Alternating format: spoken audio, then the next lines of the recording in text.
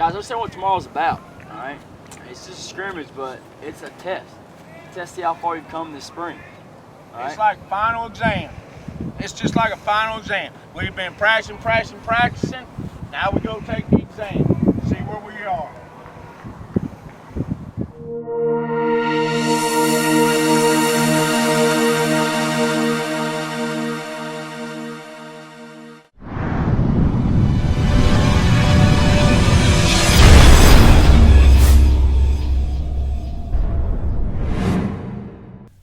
Ladies and gentlemen, welcome to beautiful Bradley County here on the campus of Walker Valley High School. The first time I personally have been out here, but you guys were out here a little bit ago for a track meet, but it's a little bit different atmosphere today. We're wrapping up our spring practice tour here at Walker Valley High School, and we got to see some really good football out today. A couple of guys going out and really anytime we get to see guys hit each other, I think it's a pretty good day. But we're here, like I said, Walker Valley High School, wrapping up our coverage. And it was more of kind of an offensive day here as far as practice goes, but really a good little bit of action we got to see, wouldn't you say, John?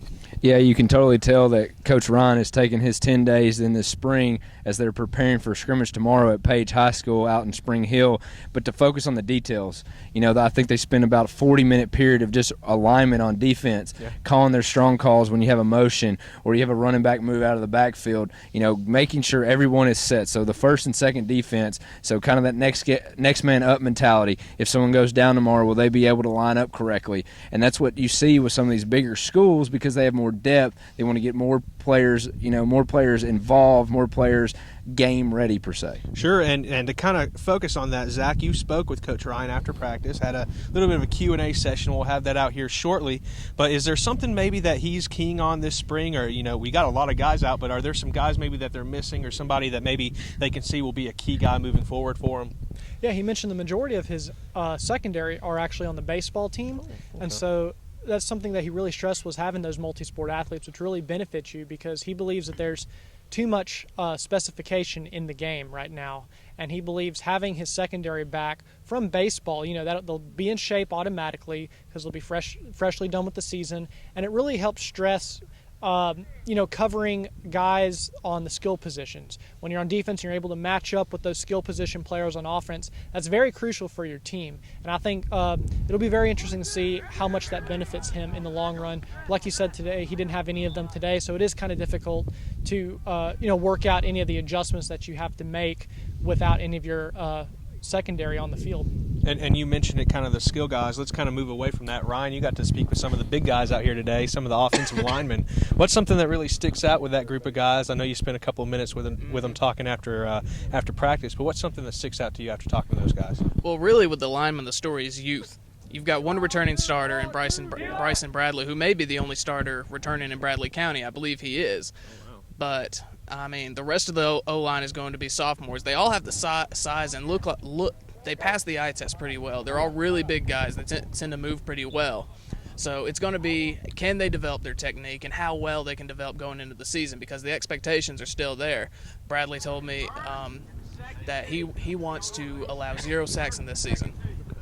So that's pretty lofty goals, but we'll see what happens. Sure, and you know, you kind of keyed on it. I actually got to speak with Alex King, who's going to be the running back this season, and he said, you know, some of the younger guys on the line will be something he needs to kind of adjust to, but a lot of big guys, like you said, they passed the eye test definitely. A bunch of big guys, really good as far as run blocking is concerned. And throughout the practice, John, I'm going to swing it back to you, they kind of seem to, you know, you mentioned it earlier, really emphasizing on getting their alignments right, getting the first step right. You said they spent, you know, about 40 or so minutes just getting lined up.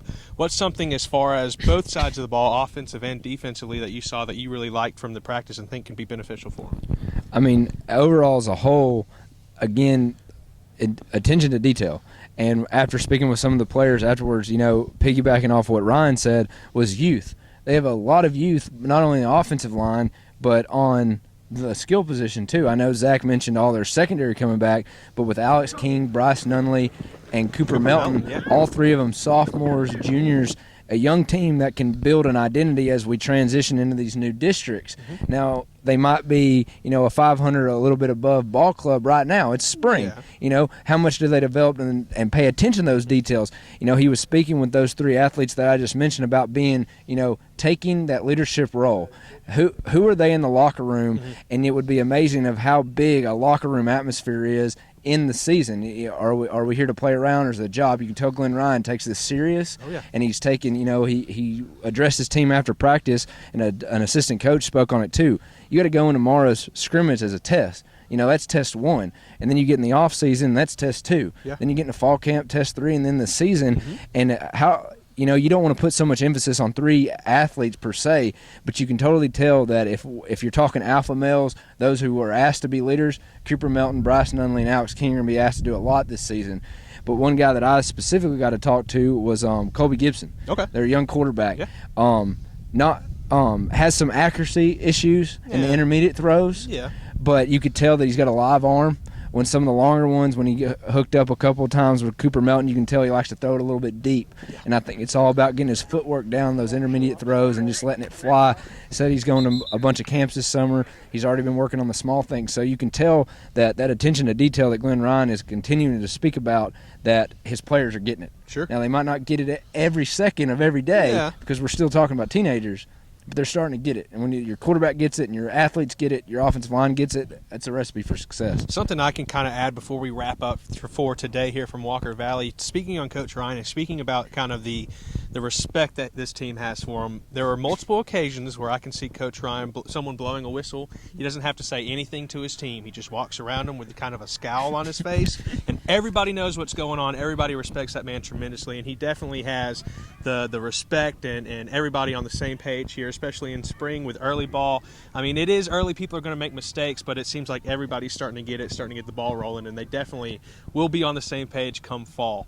But that's going to basically do it for our coverage here from Walker Valley High School here on River City Sports. We thank you guys so much for joining us. We're going to have plenty more coverage coming your way. We've knocked out, 3-4 schools now, something along those lines. We got 35 we're covering coming up here before fall camp kicks off. But stay with us. We got plenty more coming your way. For Zach Kirby, John Neal, I'm Taylor Ellis. This is Ryan McCoy with you always here. We're signing off from Walker Valley High School. Thank you guys so much for joining us, and we'll see you next time.